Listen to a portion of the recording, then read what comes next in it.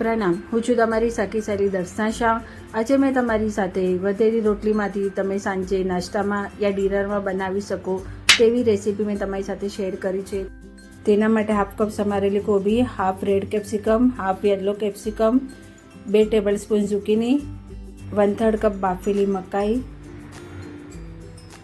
2 tablespoon mozzarella cheese, 1.5 tablespoon red chilli sauce, 2 tablespoon island spread sauce, 1 tablespoon tandoori mayo, 1 tablespoon mayonnaise, half tablespoon mixups અને મીઠું સ્વાદ પ્રમાણે। હવે આ બધું નાખીને આપણે તેને સારી રીતે મિક્સ કરી દઈશું।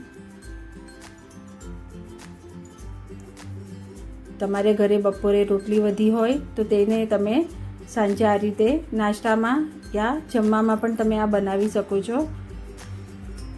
આનો સ્વાદ પણ ખૂબ સરસ આવે છે અને તમે મેક્સિકન ડિશનું નામ પણ આપી શકો છો।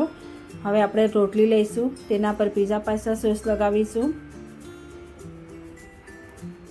અને તેના પર પિઝા મસાલા સ્પ્રિંકલ કરશું અને પછી બનાવેલું સ્ટફિંગ છે તેને આપણે સારી રીતે સ્પ્રેડ કરી દઈશું।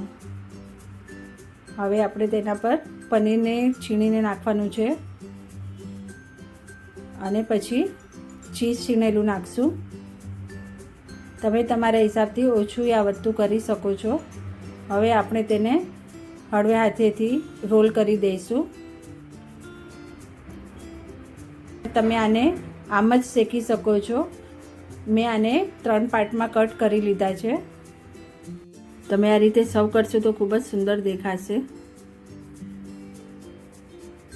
હવે આને 3 પાર્ટમાં કટ કરી લીધા બાદ આપણે ગ્રીલ પેન લઈશું, તેના પર બટર યા ઘી નાખીને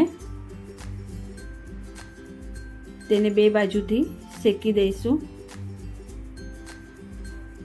આ રીતે બધી રોટલીને મૂકીને બંને સાઈડ ગોલ્ડન બ્રાઉન થાય ત્યાં સુધી શેકવાની છે।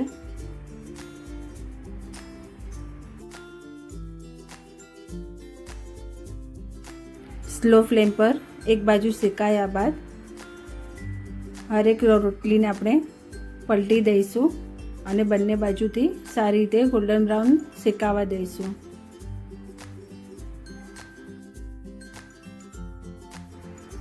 હવે બંને બાજુ શેકાયા બાદ બધી રોટલીને આપણે આ રીતે મૂકી દઈશું અને એક બાજુ શેકાવા દઈશું અને ઉપર ચીઝ છીણીને નાખી દઈશું। જો તમે આ રીતે સર્વ કરો છો તો સામેવાળાને બી ખાવાની ખૂબ મજા આવે અને તમારું સર્વિંગ પણ બહુ સરસ દેખાય છે। તમને મારી આ રેસીપી ગમી હોય તો મારા વિડીયોને લાઈક, શેર, મારી ચેનલને સબસ્ક્રાઈબ કરવાનું ના ભૂલતા। ફરી મળશું નવી રેસીપી સાથે।